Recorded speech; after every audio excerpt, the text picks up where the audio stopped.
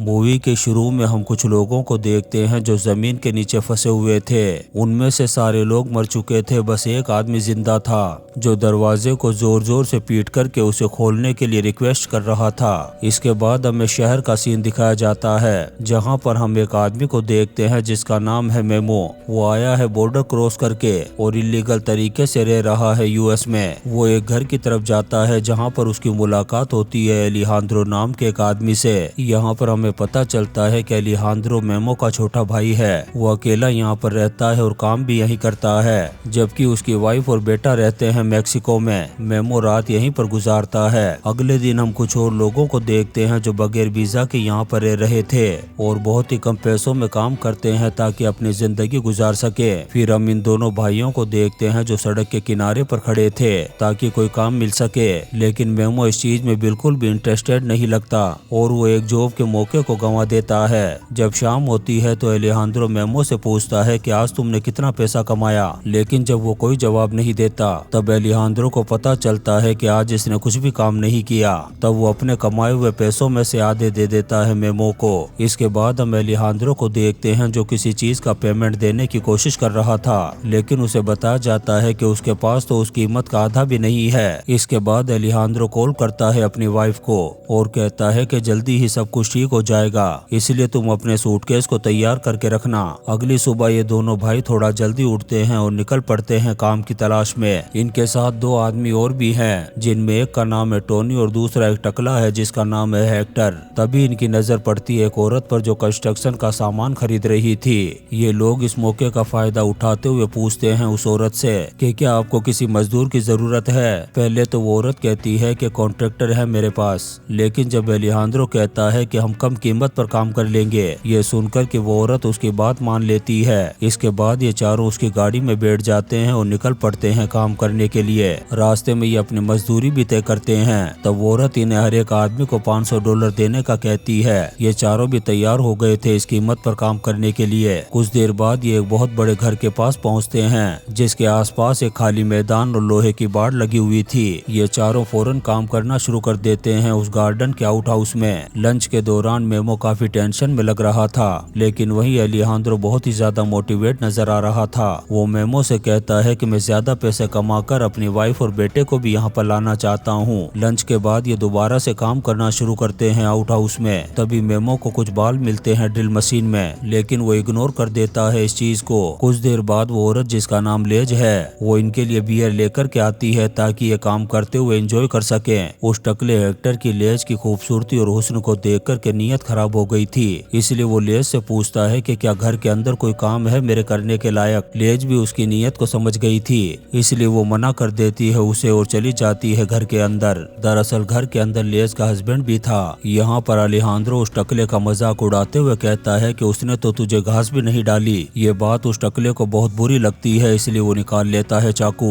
लेकिन जब वो मेमो के हाथ में पेचकस को देखता है तो कहता है कि अरे मैं तो मजाक कर रहा हूँ। कुछ देर बाद टोनी सामने वाले घर पर जाता है और नॉक करता है दरवाजे को, लेकिन जब कुत्ता भौंकने लगता है तो वो डर जाता है। जब लेज दरवाजा खोलती है तो टोनी कहता है कि मैं बाथरूम यूज करना चाहता हूँ, लेकिन लेज उसे मना कर देती है क्योंकि वो बहुत ज्यादा गंदा लग रहा था। उस टकले को ये सब कुछ बहुत ही अजीब लग रहा था कि उस औरत के हस्बैंड ने अपनी वाइफ को अजनबियों को काम पर लाने की परमिशन दे दी। साथ ही ये भी कहता है कि हो सकता है हम चारों में से कोई खतरनाक साइकोपैथ हो। कुछ ही देर बाद अंधेरा हो जाता है और हम उस टकले को देखते हैं जो एक खतरनाक गैंगस्टर भी था। वो अपने गुमे हुए फोन को इधर उधर ढूंढ रहा था। तभी अचानक से गार्डन में लाइट ऑन होती है जिसकी रोशनी बहुत ज्यादा थी, जिससे कुछ देर के लिए इन चारों को कुछ भी दिखाई नहीं देता। कुछ देर बाद उस टकले का दिमाग खराब होने लगता है और कहता है कि काफी देर हो गई, वो दोनों हस्बैंड वाइफ काम बंद करने का कहने के लिए क्यों नहीं आ रहे। इतना कहने के बाद वो वहीं पर लेट करके आराम करने लगता है। कुछ देर बाद अचानक से ले जाती है और पानी डाल करके जगा देती है उन्हें और उन्हें कहती है कि जल्दी से काम खत्म करो वरना तुम्हें पैसे नहीं मिलेंगे। ये सुनकर के वो फौरन काम पर लग जाते हैं वापस, लेकिन उन्होंने कभी नहीं सोचा था कि ये औरत हमारे साथ ऐसा बर्ताव करेगी। अब ये 1 मिनट के लिए भी आराम नहीं करते और अपना काम करते रहते हैं। अब ऐसे ही पूरी रात काम करते करते हो जाती है सुबह। ये चारों भी बुरी तरह से थक चुके थे। यहाँ पर मेमो लेज के हस्बैंड को देखता है जो रिमोट से अपनी महंगी गाड़ी के गेट को खोलता है और उसमें बैठ कर के निकल जाता है। यहाँ से वो उस लोहे की बाड़ के पास जाता है ताकि करीब करीब से देख सके, लेकिन जैसे ही उसे टच करता है तभी उसे एक झटका लगता है करंट का। उधर हम लेज को देखते हैं जो घर के अंदर बर्तन को धो रही थी। तभी उसे एक कैबिनेट में से किसी की आवाज सुनाई देती है। जब वो उसे खोलती है तो अंदर बहुत सारे चूहे थे। तब वो एक एक करके मारना शुरू कर देती है उनको। इससे हमें पता चलता है कि लेज कोई मामूली औरत नहीं थी। वहीं बाहर अलेहांद्रो और मेमो काम कर रहे थे। तब मेमो कहता है कि मैं तेरी बातें सुन सुन कर के बोर हो चुका हूँ। अलेहांद्रो का भी दिमाग खराब हो जाता है और वो एक थप्पड़ मार देता है मेमो को। दोपहर में टोनी जब आरी का यूज कर रहा था तो ज्यादा थके होने की वजह से उस आरी से उसके हाथ पर कट लग जाता है। ये फौरन उसे लेकर के लेज के पास जाते हैं मदद के लिए। तब लेज पहले तो डायलॉग देती है, फिर उसके जख्म पर अल्कोहल डाल करके बांध देती है पट्टी। ये लोग उससे रिक्वेस्ट करते हैं कि टोनी को हॉस्पिटल ले जाएं, लेकिन ये इलीगल सिटीजन है इसलिए वो इन्हें धमकी देती है कि पहले काम खत्म करो वरना मैं पुलिस को बुला लूंगी। मेमो को लगने लगता है कि ये तो हमें गुलाम की तरह ट्रीट कर रही है, तो वो गुस्सा करके वहाँ से चला जाता है। अब मेमो को ढूंढते हुए अलेहांद्रो और वो टकला भी बाढ़ के पास आ गए थे। जब वो टकला उस बाढ़ को हाथ लगाता है तो उसे भी झटका लगता है करंट का। तभी यहाँ पर मेमो आ जाता है और कहता है कि ये बाढ़ इस प्रॉपर्टी के चारों तरफ लगी हुई है। वो इन्हें बताता है कि बाहर निकलने का सिर्फ एक ही रास्ता है, वो है सामने वाला गेट जो खुलता है गाड़ी में मौजूद रिमोट कंट्रोल से।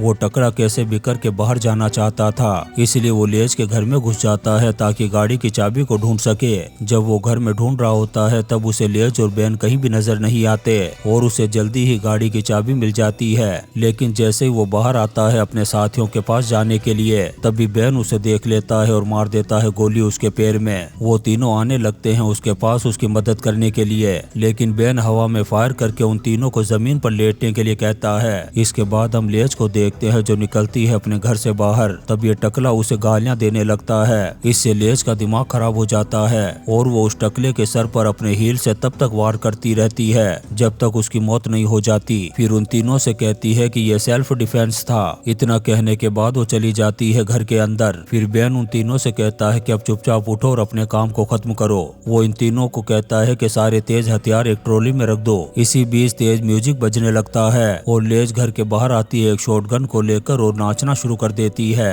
बेन अलेहांद्रो को अपने साथ ले जाता है और उन दोनों को छोड़ देता है लेज के पास। तभी लेज मेमो से करीब आने के लिए कहती है। जैसे ही वो करीब आता है वो शॉटगन से वार करके उसे बेहोश कर देती है। उधर अलेहांद्रो जब काम कर रहा था तब बेन उससे पूछता है कि क्या तुम्हें लगता है कि मैं और लेज कोई बुरे इंसान हैं? उधर मेमो और टोनी उस टकले के ब्लड को जमीन से साफ कर रहे थे और उस टकले की डेड बॉडी भी उनके पास ही पड़ी थी। यहाँ पर लेज उनका मजाक उड़ाती है और उन पर शॉटगन पॉइंट करके अपना पावर भी दिखा रही थी। तभी सामने के गेट से हमें गाड़ी को अंदर आता हुआ देखते हैं। दरअसल ये एक स्टेट एजेंट था जो इस साइकोपैथ कपल का घर बेचने में उनकी हेल्प कर रहा था। वो तीनों भी कहीं नजर नहीं आ रहे थे।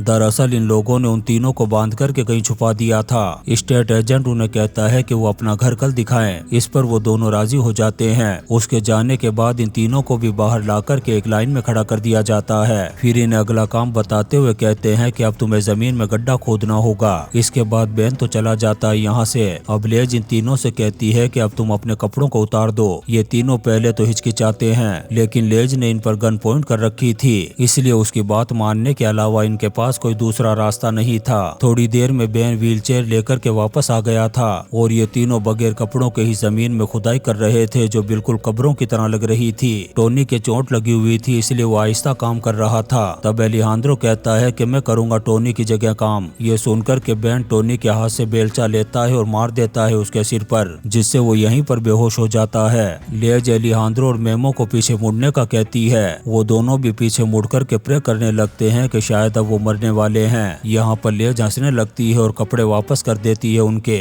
यहाँ पर हमें पता चलता है कि ये जो खुदाई की थी ये पेड़ों के लिए थी। ऐसे ही काम करते करते रात हो जाती है। अलेहांद्रो और मेमो अपने हाथों से गड्ढा खोद रहे थे। तभी मेमो अपने गड्ढे में एक केबल को देखता है और दरख्तों के लिए गड्ढा बड़ा करने के बहाने से मांगता है बेलचा। इसी बीच टोनी को भी होश आ रहा था और बेन बेलचा ला करके दे देता है मेमो को। वो उस बेलचे से केबल को काट देता है जिससे सारी लाइटें बंद हो जाती है। इस मौके का फायदा उठाकर मेमो और अलेहांद्रो एक तरफ भागते हैं। लेज और बेन भी डिस्ट्रैक्ट हो गए थे। टोनी भी भाग करके बिजली की बाड़ तक पहुंच गया था जिसमें इस वक्त करंट नहीं था। वो जल्दी से उस पर चढ़ने लगता है। इधर लेज बैकअप पावर ऑन करने की कोशिश कर रही थी।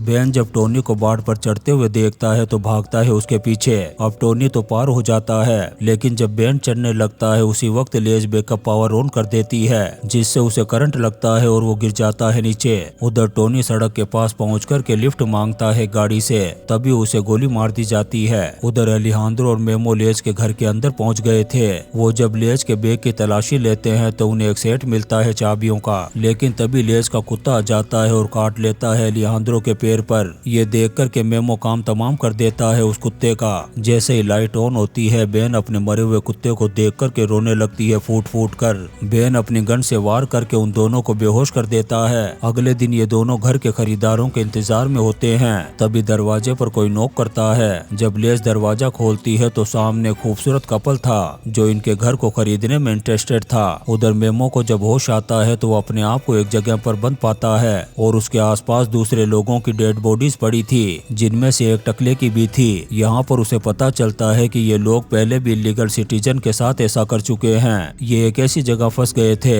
जो जमीन के नीचे गड्ढे की तरह लग रही थी। बाहर निकलने का सिर्फ एक ही रास्ता था, छत में लगा हुआ एक लोहे का दरवाजा। मेमो एलिहांद्रो को देखता है जो अभी भी जिंदा था। जब वो उसके पैर पर एक बड़ा जख्म देखता है तो पट्टी बांध देता है। फिर वो एक बड़ा पत्थर उठाता है और मारना शुरू कर देता है दरवाजे पर। उधर वो नया कपल पूरी प्रॉपर्टी का मुआयना कर रहा था। फिर वो आउट हाउस को देखने के लिए जाते हैं। तभी उस औरत को जमीन के नीचे से कुछ आवाजें सुनाई देती है। जब वो कान लगाने की कोशिश करती है तो लेज डिस्ट्रैक्ट कर देती है उसे। वो औरत दीवार पर लगी हुई बहुत सारे घरों की पिक्चर्स भी देखती है। तब लेज कहती है कि ये हमारे ही घर हैं, हम इन्हें बेच देते हैं नया रंग दे करके। उधर मेमो लगातार दरवाजे को खोलने की कोशिश कर रहा था, लेकिन वो नहीं खुलता। तभी उनके ऊपर स्प्रिंकल ऑन हो जाता है और पानी जमीन के अंदर बहने लगता है, जो मेमो के चेहरे पर आकर के गिर रहा था। इससे उसे लगने लगता है कि जमीन में लीकेज है और उसे उम्मीद नजर आती है यहाँ से निकलने की। तभी उसे याद आता है कि इस टकले के पास एक चाकू था।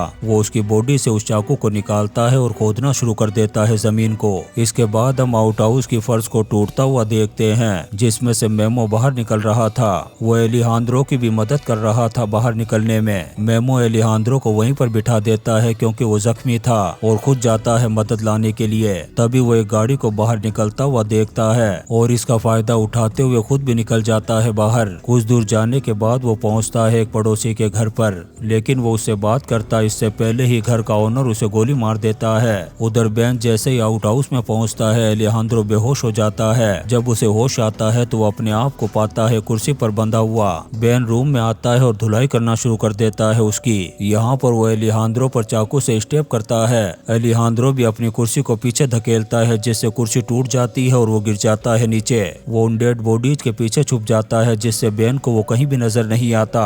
एलिहांद्रो यहाँ पर उस टकले के चाकू को अपने पास रख लेता है। जैसे ही बेन करीब आता है, एलिहांद्रो वार कर देता है उसके ऊपर। जख्मी बेन भागने की कोशिश करता है, लेकिन एलिहांद्रो उसे पकड़ कर के जान से मार देता है। फिर वो गाड़ी का रिमोट लेता है और वहाँ से निकलने लगता है। तभी वो वापस मुड़ता है क्योंकि उसका भी कुछ काम बाकी था। उधर लेज घर के अंदर अपने मुंह को साफ कर रही थी। तभी वो आउट हाउस को देखती है जो आग में जल रहा था। तब वो बाहर आती है बेन बेन चिल्लाते हुए। फिर वो जब वापस अपने घर के अंदर आती है तो सब कुछ टूटा हुआ पड़ा था। तभी वो सीढ़ियों पर खून के निशान को देखती है जो ऊपर की तरफ जा रहे थे। तब वो एक फायर पोकर उठाती हो जाती है ऊपर की तरफ। वहाँ पर वो अपने बेड को देखती है जो आग में जल रहा था। तब वो पास जाती है उसे बुझाने के लिए और यही दरवाजे के पीछे एलिहांद्रो छुपा हुआ था। वो अचानक से वार कर देता है लेज पर, जिससे वो यहीं पर बेहोश हो जाती है। फिर वो गोली चलाता है उसे होश में लाने के लिए। यहाँ पर एलिहांद्रो दीवार पर लगी हुई बहुत सारे घरों की तस्वीरों को देखता है जो इन लोगों ने इलीगल तरीके से रह रहे मजदूरों से बनवाए थे। ये कपल अपने घरों को बनवाने के लिए गैर कानूनी तरीके से रह रहे मजदूरों को हायर करते थे और पैसे न देने पड़े इसलिए उन्हें मार करके जमीन में गाड़ देते थे। फिर एलिहांद्रो लेज पर गन पॉइंट करके कहता है कि घुटनों के बल बैठ जाए। वो मौका देख करके धीरे धीरे रेंगते हुए आती है और काट लेती है एलिहांद्रो के पैर पर, जिससे एलिहांद्रो चेयर से गिर जाता है और लेज मौका देख करके भाग जाती है यहाँ से बाहर। एलिहांद्रो भी लंगड़ाते हुए उसके पीछे भाग रहा था। तभी वो आदमी इन्हें देख लेता है जिसने मेमो को गोली मारी थी। तभी एक गोली आकर के लगती है लेज के भेजे में। ये देख कर के एलिहांद्रो यहाँ से भाग जाता है। फिर पुलिस आती है और मेमो की बॉडी को डाल देती है एक बैग में। उन्हें लगने लगता है कि किसी मजदूर ने ही इसे मारा होगा। इसके बाद हम एलिहांद्रो को देखते हैं जो अब शहर आ चुका था और वो उस आदमी को ज्यादा पैसे दे रहा था जो इसकी फैमिली को बॉर्डर पार ला सकता था। मूवी के आखिरी सीन में हमें रेडियो में एक टॉक शो सुनाई देता है जिसमें एक लॉ के बारे में बताया जा रहा था। ये उन वर्कर्स के लिए था जो इलीगल तरीके से यूएस में रह रहे थे। और इसी सीन के साथ ये शानदार मूवी बेनेथस खत्म हो जाती है। दोस्तों, हम आपके लिए ऐसी ही इंटरेस्टिंग मूवीज एक्सप्लेन करते रहेंगे, तो आप चैनल को सब्सक्राइब जरूर करें और लाइक और कमेंट्स भी करें। Thank you.